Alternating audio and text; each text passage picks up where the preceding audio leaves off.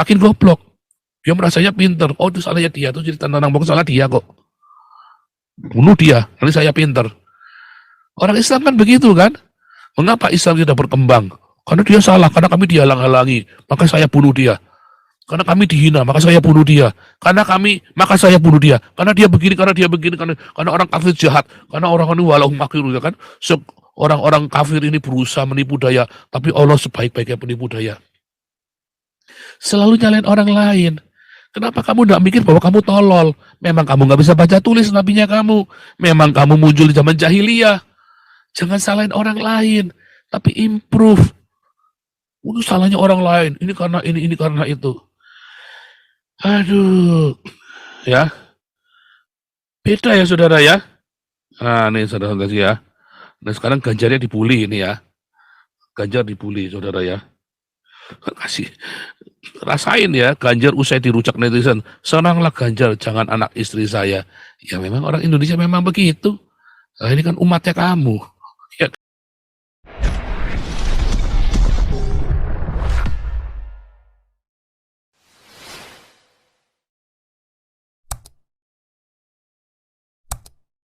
Aduh, goblok ya. Lanjut lagi ya. Lihat.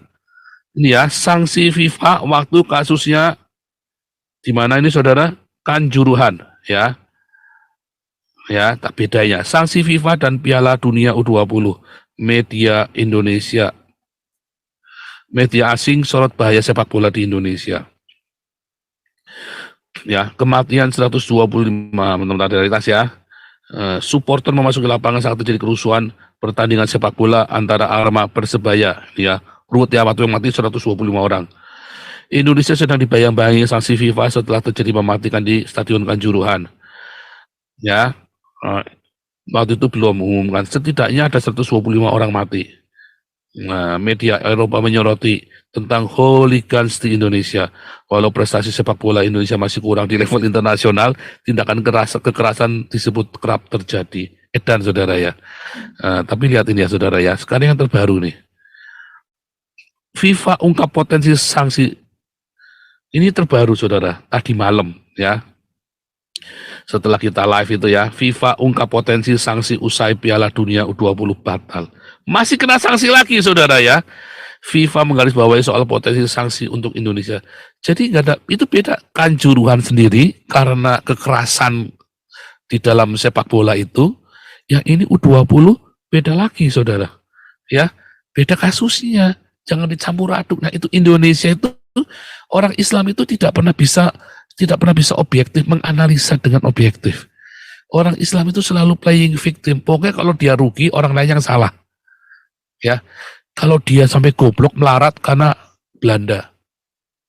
Ya, oh karena PKI, karena Belanda, karena Yahudi, karena Kristen, karena Aseng.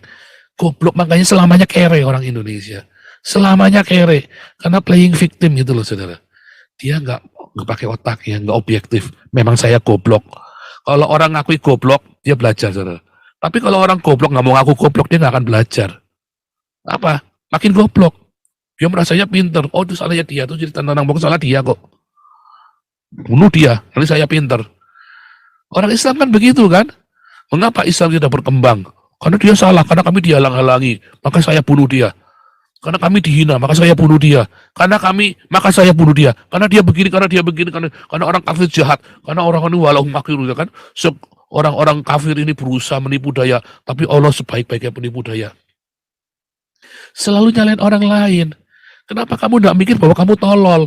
Memang kamu nggak bisa baca tulis nabinya kamu. Memang kamu muncul di zaman jahiliyah. Jangan salahin orang lain, tapi improve. Itu salahnya orang lain. Ini karena itu. Aduh, ya. Beda ya saudara ya. Nah, nih saudara ya. Nah, sekarang Ganjarnya dibully ini ya. Ganjar dibully saudara ya. Kasih rasain ya, Ganjar usai dirujak netizen. Senanglah Ganjar, jangan anak istri saya. Ya memang orang Indonesia memang begitu. Nah, ini kan umatnya kamu. Ya kan? Kenapa marah netizen? Karena banyak yang sudah investasi. Marah. Ya kan? Dan mereka menaruh harap Ganjar ini nasionalis. Sekarang ternyata kan kadun kan, terbukti kan. Ganjar menerima kemarahan warganet khususnya penggila bola seiring dicoretnya Indonesia sebagai tuan rumah U20. Menurut Ganjar, apa yang disampaikan warganet ke akun sosialnya merupakan sebuah risiko ya dari setiap keputusan dan pernyataan. Selalu sih itu risiko keputusan. Saudara, kalau Anda masih pengen Ganjar jadi presiden, tolol Anda itu. Tolol. Ya, semua akan kadrun pada waktunya, saudara ya. Ya, kalau mau menyerang, seranglah Ganjar, jangan serang istri saya, jangan serang anak saya. Inilah orang Indonesia, ya. Ini orang Indonesia, ya kan? Waduh, nggak ngerti dah. Terakhir ya saudara ya, terakhir saudara saya tunjukkan. Nah ini ya, ini pernah kita bahas dulu ya di Zoom tahun lalu atau 2 tahun lalu. Malah beberapa kali kita bahas. Tapi ini saya dapat kiriman dari beberapa teman. Selama populasi Muslim tetap 1% dari negara tertentu, mereka akan dianggap sebagai minoritas yang mencintai cinta damai dan bukan ancaman. Kalau populasi Muslim cuma 1%, 1% itu gini loh.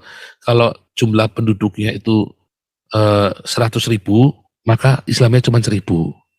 Kalau penduduk Islamnya itu 10 juta, maka Islamnya itu ya 1%-nya berapa? 100.000, saudara.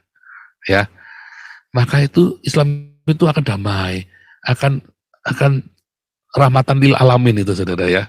Kalau cuma 1%, saudara. Ya, bahkan lihat ya, bahkan mereka mungkin ditampilkan dalam artikel dan film stereotip untuk keunikan warna-warni mereka. Makanya Amerika itu gemar menunjukkan Islam yang rahmatan lil alamin itu, saudara ya. Bersimpati karena wow ya, ginak-ginuk, imut-imut orang Islamnya cuma 1%, saudara, imut-imut, saudara ya. Kasihan ya. Kanada 1,9, Cina 1%, Italia 1,5%, Norwegia 1,8.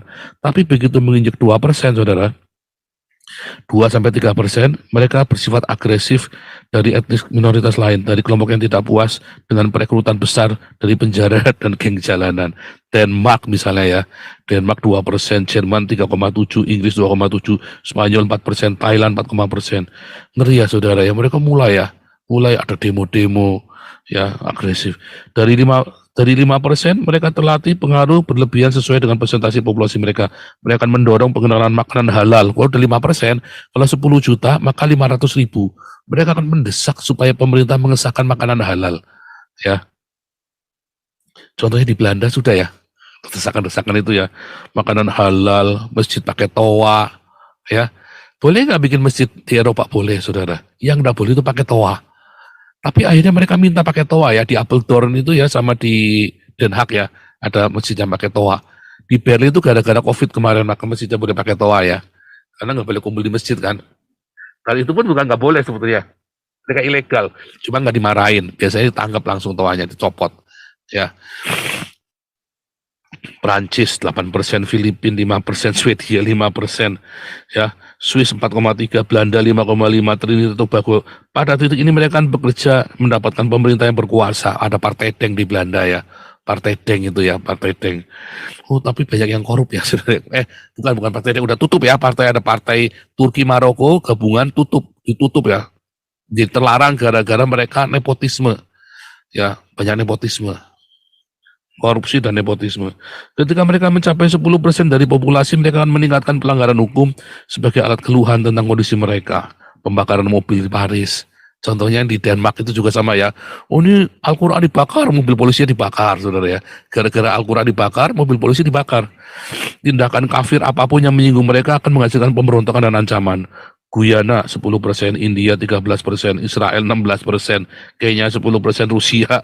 Ya. Setelah 20%, mereka mengadakan kerusuhan pemicu, ya, formalis milisi, pembunuhan sporadis, pembakaran gereja, sinagog.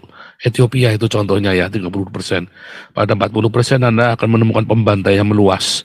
Bosnia, Chad, Lebanon. Sebenarnya ada satu lagi ya, yang di ini ya, Nigeria ya, di Nigeria. 60% Anda mengharapkan persekusi tanpa batas.